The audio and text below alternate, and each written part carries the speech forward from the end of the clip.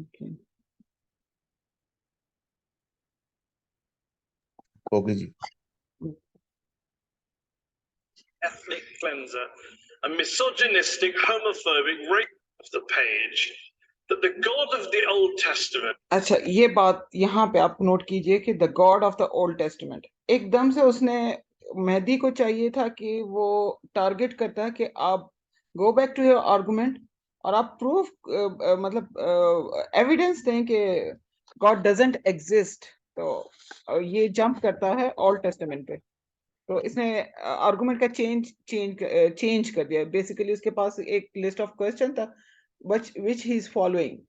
He is not doing a debate, he is just like making a mockery out of it. Is a petty, unjust, unforgiving control freak, a vindictive, bloodthirsty ethnic cleanser, a misogynistic, homophobic, racist, infanticidal, genocidal, filicidal, pestilential, megalomaniacal, sadomasochistic, capricious, malevolent bully. Has a piece of rhetoric superb. But do you really believe that? Congratulations on getting megalomaniacal right, by the way. Most people fumble on that. Yes, if you've actually basically Mehdi ने जो God delusion वाली book से जो ये coat पेश किए, तो उसमें इसने रिचर्ड डॉकिन ने उसमें ये लिखा था कि गॉड जो है वो एक जालिम है और एक जेलस है, और ये जो अभी आगे इसको डिफाइन करता है फर्दर। तो मैं थोड़ा सा आपको समझाना चाह रही थी कि वो क्या उसकी थोड़े से उसकी टर्मिनोलॉजी थोड़ी सी डिफरेंट थी और डिफिकल्ट थी, तो that's why I wanted to explain. read the Old Testament, I think you would have to agree. It's hideous.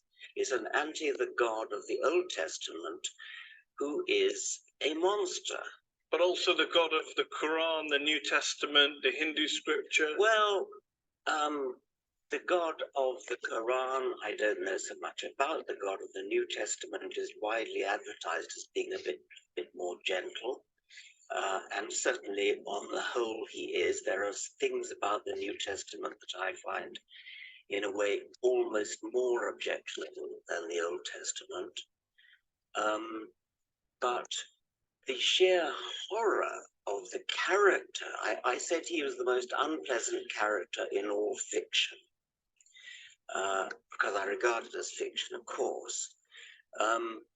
And yes, he is. I mean, he's jealous, he's vindictive, he's callous, he's cruel. And yet this is a God that is worshipped by. अच्छा, यहाँ तक आप मतलब मैं आपको एक और point यहाँ पे बताना चाह रही हूँ कि जैसे ही मतलब मेहदी उसको पॉइंट करता है कि what about God of Quran, तो वो ये क्लेम करता है कि बेसिकली ये सच ही क्लेम करता है कि मैंने कुरान को नहीं पढ़ा, लेकिन इसने डिटेल के साथ ओल्ड टेस्टामेंट को पढ़ा है और उसी तरह ओल्ड टेस्टामेंट को वो सारे रिलीजन्स पे मतलब उसको अप्लाई करता है। So he is generalising to the whole religious scriptures, ठीक है। और अब यहाँ पे उसने गॉड को एक क्रूअल, एक जेलस, एक विंडिक्टिव मतलब एक इस तरह की हस्ती नऊजुबिल्लाह करार दिया है। आगे से जो उसका आर्गुमेंट है मेहदी का, so that is really very मतलब फेल्ड आर्गुमेंट। अब आप वो सुनिए जरा। वो कहता है आगे से कि ये जो आप इतने क्रूअल गॉड को साबित करना चाह रहे हैं। मेरी आवाज आ रही है आप लोगों को? हेलो? जी बिल्कुल आ रही है। ओके जी। अच्छा, थोड़ा सा वो इंटरनेट अनस्टेबल शो कर रहा था तो मैंने कहा ऐसा ना हो। अच्छा, तो वो आगे से मेहदी ये आर्गुमेंट पेश करता है, काउंटर आर्गुमेंट पेश करता है कि मतलब it's not basically a logical intellectual solid counter argument. वो आगे से कहता है कि ये जो तुम खुदा के बोल रहे हो कि वो बहुत जालिम है और बहुत उसने जुल्म किया है, तो लेकिन वो तो बहुत लोग उससे मोहब्बत भी करते हैं, तो वो कैसे जालिम हुआ? अब ये तो कोई मतलब तुक नहीं हुई कि वो अल्लाह ताला को जालिम साबित नहीं कर सकता। आप सुनिए जरा इसको। Loved by, adored by, Well, followed by millions I of hope people. not. Character. I said he was the most unpleasant character in all fiction, because I regard it as fiction, of course. And yes, he is. I mean, he's jealous, he's vindictive, he's callous, he's cruel. And yet this is a God that is worshipped by, loved by, adored by, Well, followed by millions I of hope people. not. I hope not. I hope that the God that is अच्छा, अब यहाँ पे जो rigid document का ये जो argument है ना, ये बिल्कुल इसके अगेंस्ट टर्न हो सकता था। और ये हमें सर साहिल ने हमें बताया कि यहाँ पे इसका क्या पॉइंट छुपा हुआ है। सो बेसिकली वो कैसा खुदा होगा जो कि वीक हो, जो कि मुजरिम को सजा ना दे सके। जाहिर है सजा या अजाब मुजरिम पे ही आता है, वो वहां पे क्रूअल होगा। अच्छा, फिर दूसरी जगह उसको वो खुदा को जेलस कहता है। तो वो जेलस वो इस सेंस में नहीं कि वो इंसानों से जेलस है। जेलस डॉकिन इस सेंस में कहता है कि वो इसको एक्सेप्ट नहीं करता कि उसके बिसाइड किसी और को वर्शिप किया जाए। उस सेंस में वो डॉकिन जो है उसका मतलब एथियस्ट का यही आइडियोलॉजी होती है कि वो जेलस होते हैं कि उनकी जगह किसी और को की इबादत की जाए या किसी और की तारीफ की जाए। तो सो अगर मतलब यही इसका जो आर्गुमेंट था कि इसके अगेंस्ट टर्न हो सकता था कि अगर वो खुदा क्रूअल नहीं है और वो जेलस नहीं है और वो एक्सेप्ट करता है, तो फिर वो कैसा खुदा है? एक वीक खुदा है वो कैसे? वो फिर हमारा माइंड ही नहीं एक्सेप्ट करता कि इस तरह का खुदा भी हो सकता है। दूसरी तरफ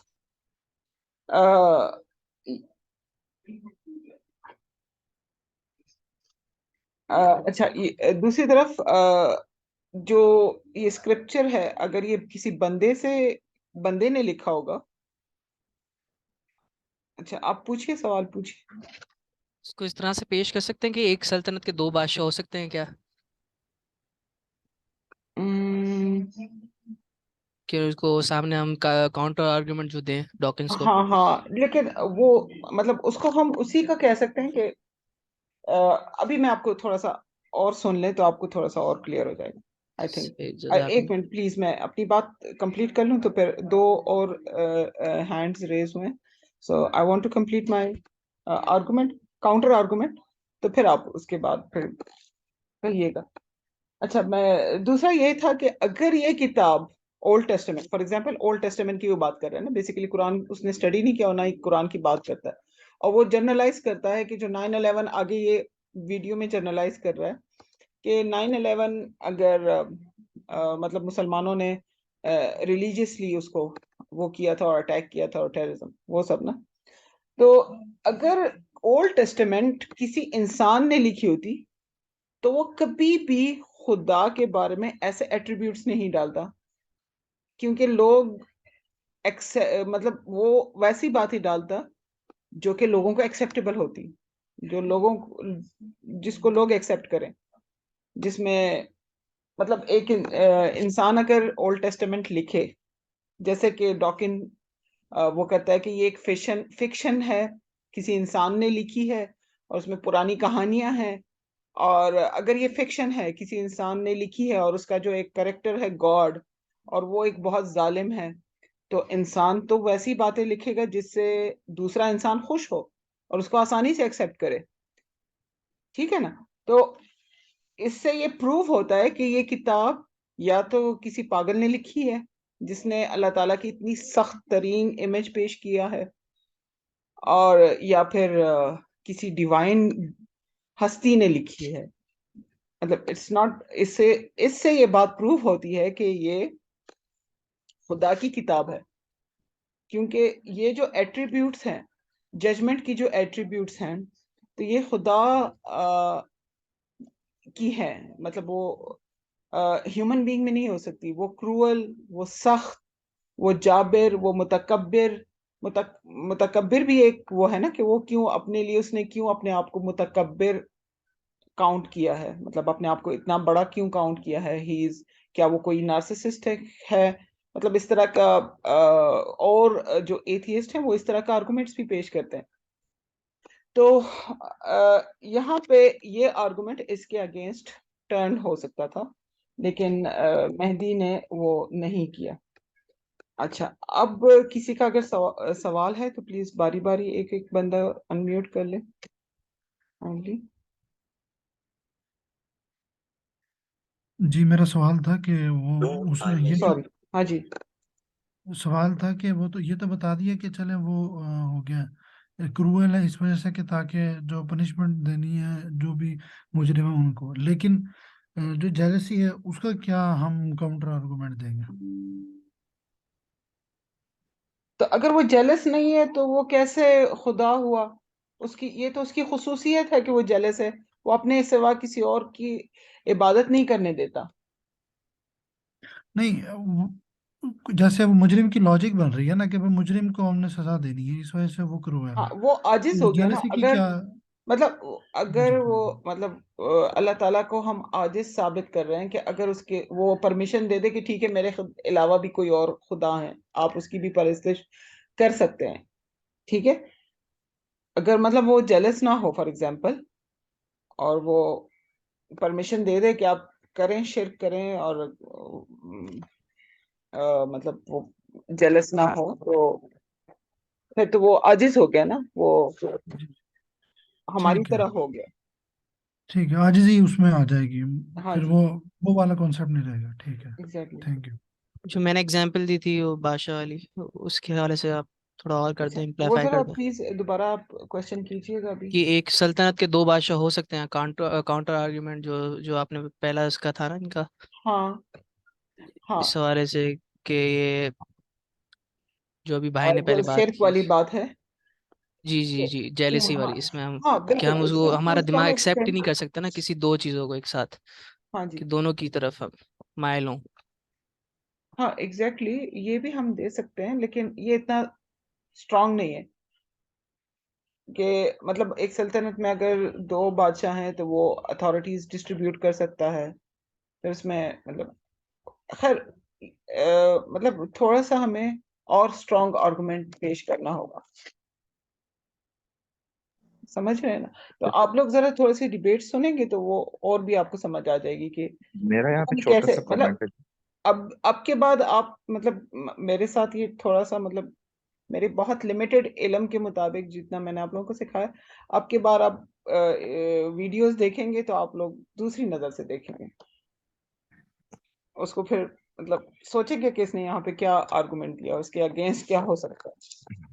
तो मैं एक छोटा सा कमेंट देना चाहूंगा यहाँ हाँ पे, जी, इजाजत है या मैं एंड पे? हाँ जी, प्लीज प्लीज कहिए। अच्छा, मुझे लगता है कि यहाँ पर अगर हम इस डॉकिंस की इस जुमले पे अगर हम एज ए लॉजिकल थिंकर फर्ज कर ले, हम सारे उधर ही बैठे हैं डॉकिंस के पास, तो उस तरह मैं बात कर रहा हूँ कि अगर हम उसको इजाजत दें इस डोमेन में एंटर होने की, कि एक कोई शख्सियत है, उसकी खसूसियात क्या है, तो हम उन खसूसियात के ऊपर बहस शुरू कर दें बजाय इसके कि हम ये साबित करें कि वो शख्सियत है भी या नहीं।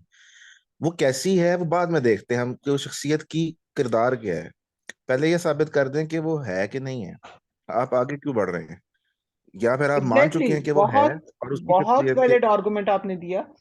बिल्कुल, बहुत अच्छा आपने कहा कि पहले उसको प्रूफ करो। पहले तुम्हारा जो मतलब सारी बात तो यही है, शुरू में ही वो फेल हो गया मेहदी, कि तुम उसको रीडायरेक्ट करो कि पहले तो तुम ये बयान करो जो तुम्हारे क्लेम्स हैं, उसको तो तुम प्रूफ करो कि मतलब गॉड एग्जिस्ट नहीं करता, तो उसकी क्लेम, उसके वो तुम अपना आर्गुमेंट पेश करो, क्लेम बताओ। तो मतलब फॉर एग्जांपल गोइंग टू उसके एट्रीब्यूट्स पे जाने से पहले उस बंदे की एग्जिस्टेंस को प्रूव या अनप्रूव करें। ठीक है, चलें आगे बढ़ते हैं। We have very limited time, बस आई थिंक 10 मिनट्स में और करना चाहूंगी, और आगे फिर मैं आप लोगों पे छोड़ दूंगी कि आप लोग कैसे थोड़ा सा करते हो, और अगर कोई मुश्किल हो तो मैं एक पार्ट 2 भी इसका सेशन कर लूंगी, ठीक है इंशाल्लाह। Because it was a 1 hour session, तो पिछला हमारा आधा घंटा हुआ है तकरीबन, और अभी मैं 10 मिनट्स और करूंगी। of people is a grown-up kind of God who is no longer. I hope that most people who अच्छा, यहाँ पे एक और मौकरी उसने पेश की, यहाँ पे एक और मजाक उसने उड़ाया कि जो बाइबल का न्यू टेस्टामेंट का गॉड है वो तो बिल्कुल एक बच्चा सा है, और उसने तो बहुत ही कुछ बच्चों जैसी आर्गुमेंट्स बातें की हैं, ठीक है। तो the kind of people I would like to know who worship and admire him regard those stories as not literally true. Now, there are some who do regard them as literally true, and I suspect they either haven't read the Old Testament or they're not the kind of people I would wish to know, because you do not want to worship a character like that. By all means, worship some kind of great spirit of the universe, some kind of creative intelligence who created the universe, but don't worship this vile, vindictive monster of the Old Testament. Why throw around these sweeping statements about religion? Not the God of the Old Testament, but religion itself being evil. I mean, do you believe religion is evil? अब यहाँ पे इनका जो main हम इसको premise आप अपने language में बोलते हैं, मतलब इनका जो मेन स्टेटमेंट है ना, या इनका जो मेन, हाँ यस, लॉजिक वो रिलीजन इज इवल पे चेंज कर दिया इसने, मेहदी ने, मतलब वो फिर से दोबारा से उसको रीडायरेक्ट कर लेता है, और वो उसके साथ काउंटर आर्गुमेंट नहीं करता, रीडायरेक्ट कर लेता है। No, you say plenty of times in this book that religion is evil. You said in a speech famously that I think a case can be made that faith is one of the world's great evils, comparable to the smallpox virus, but harder to eradicate. I do think that, yes. Because what I'm talking about there is faith, where faith means belief in something without evidence. Because if you believe something without evidence. एक चीज मैं भूल गई हूँ, इसने बीच में डॉकिन ने ये भी बात की कि वो कैसा खुदा है कि उसके पास एम्पैथी नहीं है। तो सर ने हमें ये बताया था कि मतलब इसको हम काउंटर आर्गुमेंट इस तरह कर सकते हैं कि अगर मेरे पास मतलब फॉर एग्जाम्पल सॉरी एम्पैथी अगर का जो कंसेप्ट है वो ह्यूमन बीइंग के से रिलेटेड है, और तुम्हारे अंदर जो एम्पैथी है वो क्यों है, कहाँ से आती है, तुम्हारे अंदर जो सेंस ऑफ एम्पैथी है वो कहाँ से आई है, जजमेंटल जो जजमेंट की जो सेंस है, इंसाफ का जो सेंस है वो कहाँ से आया है, अच्छाई की मोरालिटी का सेंस वो कहाँ से आया है। मतलब in fact this is a proof कि कोई खुदा है जिसने तुम्हारे दिल में ये चीज डाली है, ये खुद ब खुद नहीं आई, जानवरों के पास तो नहीं है ये चीजें, तुम्हारे पास ये कहाँ से आई। मतलब हो जानवरों में है एम्पैथी थोड़ी बहुत, लेकिन हमारा जो एम्पैथी या रहम का जो कंसेप्ट है, या जो मोरालिटी हम प्रैक्टिस करते हैं, जिस तरह के हमारे कानून हैं, वो हमारे इननेट से आते हैं, हमारे अंदर से आते हैं, और हर यूनिवर्सली हम उसको एक्सेप्ट करते हैं कि सारे इंसानों को इक्वली ट्रीट करना चाहिए, या सब लोगों को हुकूक मिलने चाहिए, या किसी के साथ अगर कोई जुल्म हो रहा है तो एक हिंदू भी आके उस बच्चे को बचाएगा, बल्कि उस जानवर को भी बचाएगा। तो ये जो कंसेप्ट है ये भी खुदा की तरफ से आया है, मतलब this is not genetically proven, ये इसको हम एवोल्यूशन से भी प्रूव कर सकते हैं। कोई ऐसा जीन नहीं है जिसकी वजह से हमारे अंदर एम्पैथी या जजमेंट या इस तरह के ये जो वैल्यूज हैं वो आ गए हैं,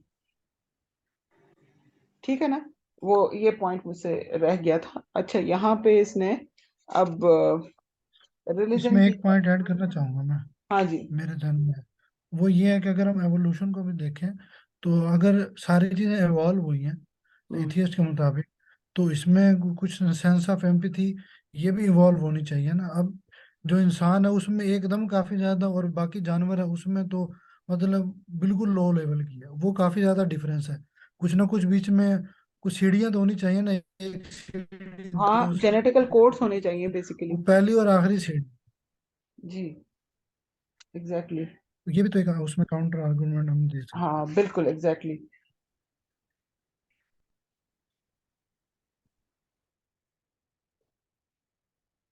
और दूसरा एक और आर्गुमेंट ये भी हो सकता है कि जब वो खुदा के एग्जिस्टेंस से तुम इनकारी हो, तो फिर जुल्म का बात क्यों करते हो कि वो जालिम है, वो क्रूअल है? नहीं, ये भी एक आर्गुमेंट हो सकता है। या वो जेलस है। So that's real argument as well.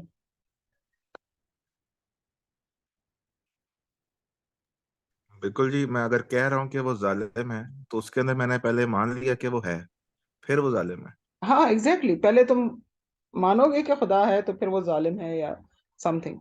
तो पहले उसको रीडायरेक्ट करना चाहिए था कि तुम पहले गॉड की एग्जिस्टेंस को तो बिलीव करो, फिर उसके बाद उस पर ब्लेम्स लगाओ। अगर कोई है नहीं तो फिर जो मर्जी करते फिरो। कोई पूछने वाला ही नहीं है। हम्म, अच्छा।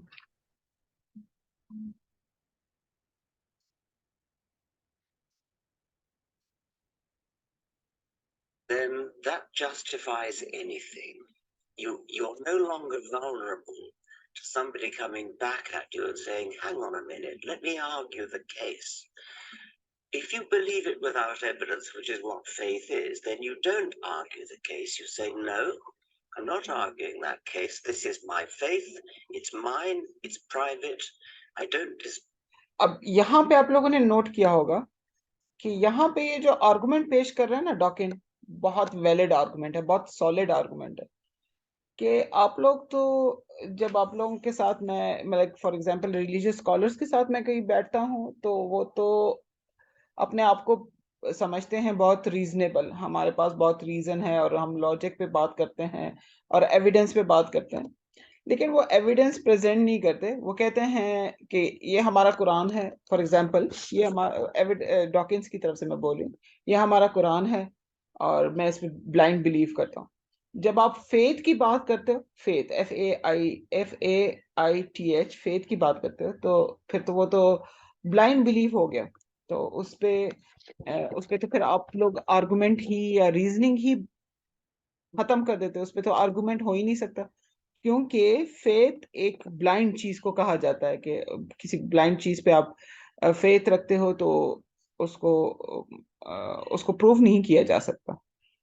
तो इसके ये आर्गुमेंट बहुत वैलिड है, यहाँ पे इसका काउंटर अच्छा देना चाहिए था, लेकिन इसने नहीं किया। I don't dissent from it. I don't retreat from it. You're just going to have to accept it. Now that is evil. And yet you spend so much of your time debating people of faith. So clearly people of faith are interested in having discussions. They're not just all blind believers insisting on their way of... Nobody said anything about all of them. I mean, the vast majority of religious people are perfectly good, nice people, as you are. There's no suggestion that I've ever made that all religious people are evil. Of course not. There is a logical progression that goes from believing in faith, having faith that your God tells you to do something, and doing terrible deeds like suicide bombing, like flying planes into skyscrapers. The vast majority of people of faith don't do such terrible things. But those people who do terrible things do it believing that they are righteous and good, and they think that they're doing the will of their God. So they're not evil people, they're actually good people by their own lights. They believe they're doing good things, and that's why religion is evil, because it can make you do evil things, believe.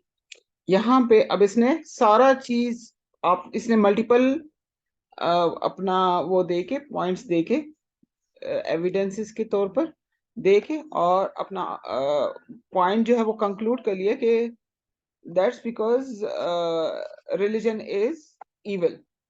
अब ये यहाँ पे ये कहता है कि मतलब religion जो है वो ईवल इसलिए है कि लोग तो सारे इनोसेंट हैं, इंसान सारे इनोसेंट है, और वो तुम्हारी तरह और मेरी तरह सिंपल लोग हैं।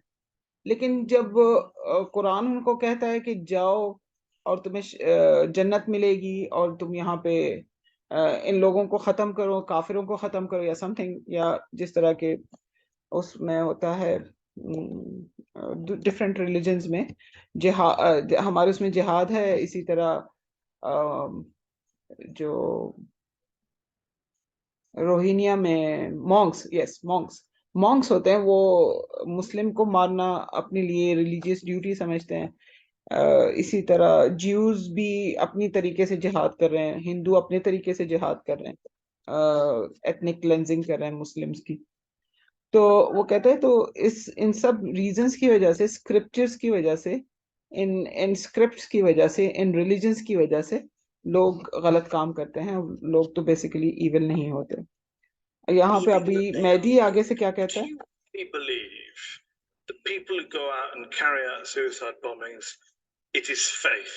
Religion is to blame, not geopolitics, not the world, not their lives, not what's going on around us. It's religion, plain and simple. Not always, since not in the case of the Tamil Tigers, for example. But I think in a great majority of cases it is, and I think it certainly makes it a hell of a lot easier.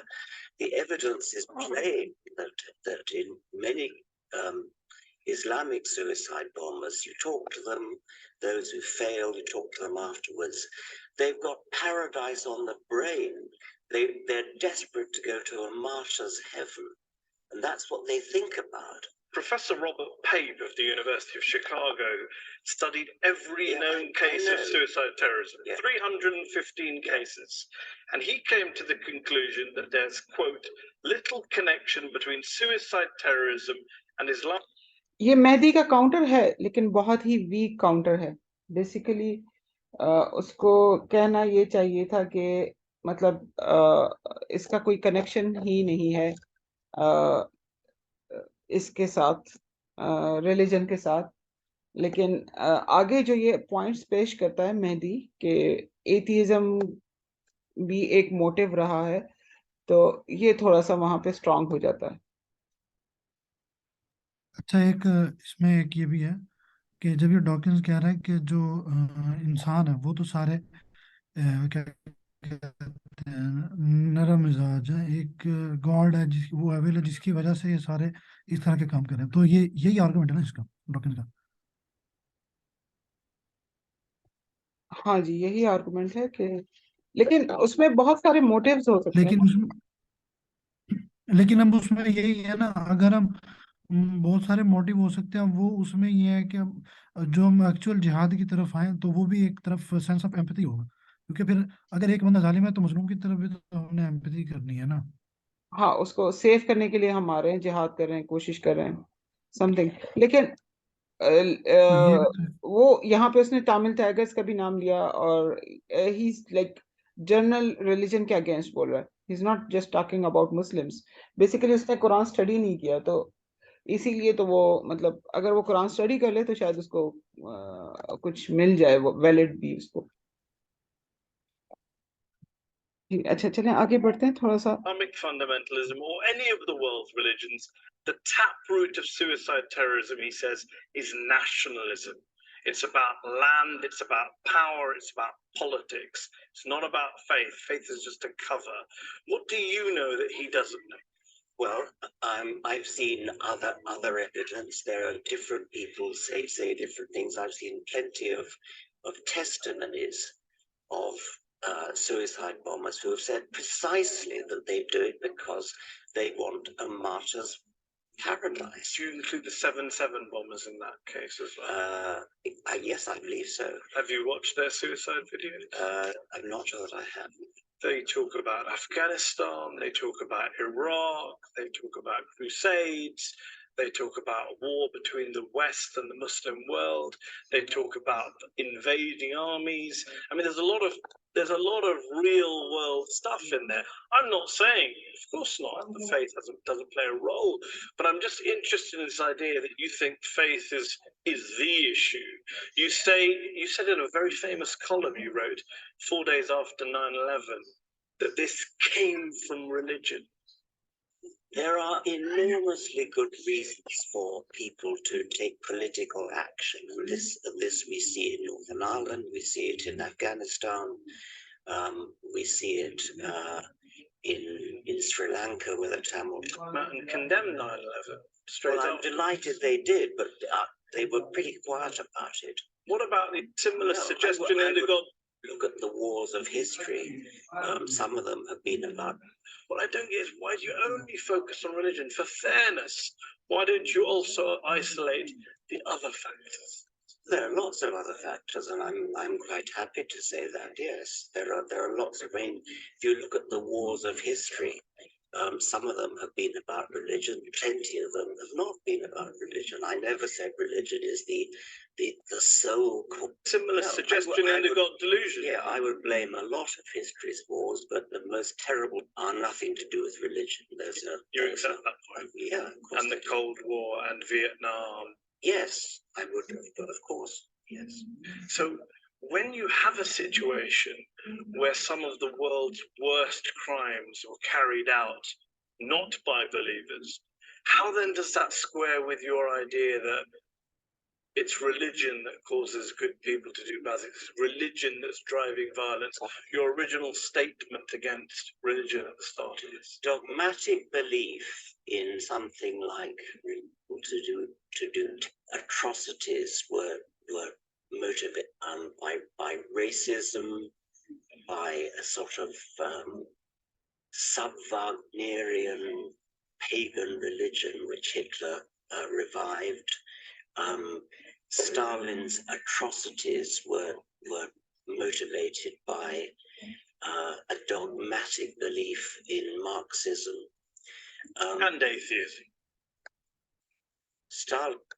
अच्छा, इसके साथ and atheism के साथ मैं यहाँ पे stop करना चाहूंगी, मतलब स्टॉप ऑफ माय मीटिंग है, और इस पे मैं थोड़ा सा कमेंट करना चाहूंगी। यहाँ तक मेहदी जो था वो बहुत डिफेंसिव रहा है इन हिज, मतलब वो वहां पे हर जगह वो यही कह रहा था कि मतलब evil is, religion is not evil, और मतलब सॉलिड उसने आर्गुमेंट कोई नहीं पेश किया, बिकॉज ही शुड हैव, मतलब उसको ये चाहिए कि वो प्रूफ करे कि गॉड एग्जिस्ट करता है, ये खुदा की किताब है, और खुदा के जो हुक्म हैं वो इसलिए मतलब होने चाहिए और हमारे फेवर में है और हमारे बेनिफिट के लिए हैं। अगर जिहाद भी है, अगर टेररिज्म भी है, जो कुछ भी है, मोरालिटी भी है, अगर हम ये ना हो तो बैलेंस ही ना हो, इकोसिस्टम ही बैलेंस एग्जिस्ट ना करे और दुनिया ही खत्म हो जाए।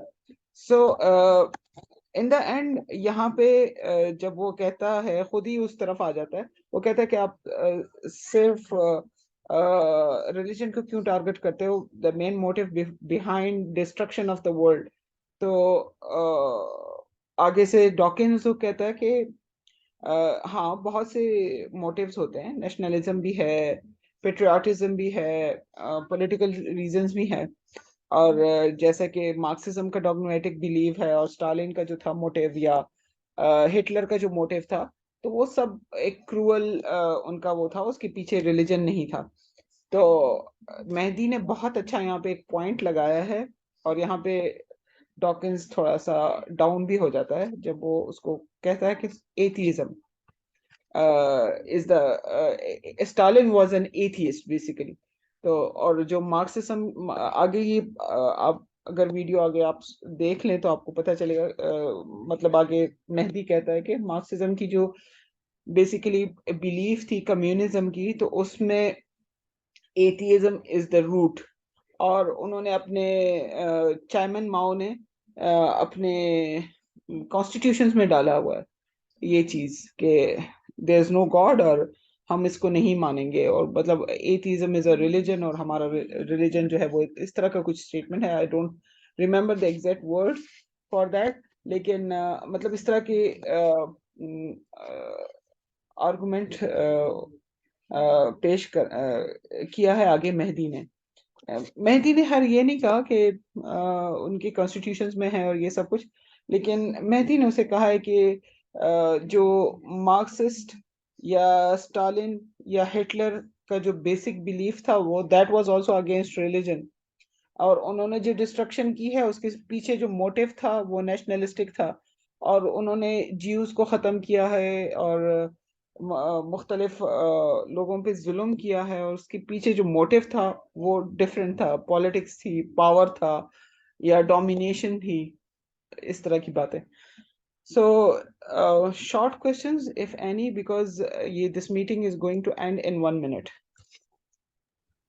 अच्छा, वो जो ये जो लड़ाई हुई थी, ये जिनकी भी बात कर रहा है, ये स्टालिन की और ये वो वगैरह, तो ये आई थिंक ये भी मेरे ख्याल में साहिल भाई बताते हैं कि ये भी पोप के खिलाफ ही थे, मतलब मजहब के खिलाफ ही थे। स्टालिन, हाँ जी बिल्कुल, वो एक एथियस्ट थे और उन्होंने एथनिक क्लेंजिंग की थी उनकी, सॉरी, यही मतलब ईसाइयों की, क्रिश्चियंस की, सॉरी, क्रिश्चियंस की उन्होंने एथनिक क्लेंजिंग की थी। हिटलर ने ज्यूज की एथनिक क्लेंजिंग की थी। ऐसे ही। जी, so that was a nice meeting with you. अभी ये मीटिंग खुद ही एंड हो जाएगी within few seconds, so इंशाल्लाह see you in next, if you people want कि हम इस पे और डिस्कशन करें तो बहुत मजा आएगा।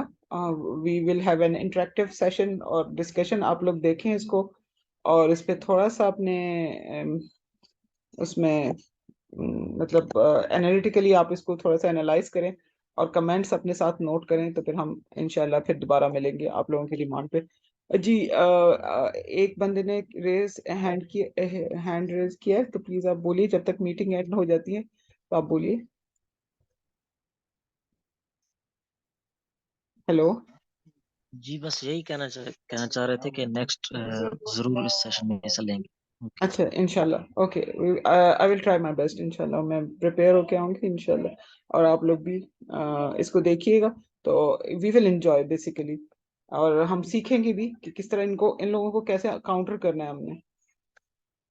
Thank you so much, thank you everyone for your participation, I am really obliged. जज़ाकल्लाहु खैर, बारकल्लाहु फीक, अस्सलाम वालेकुम।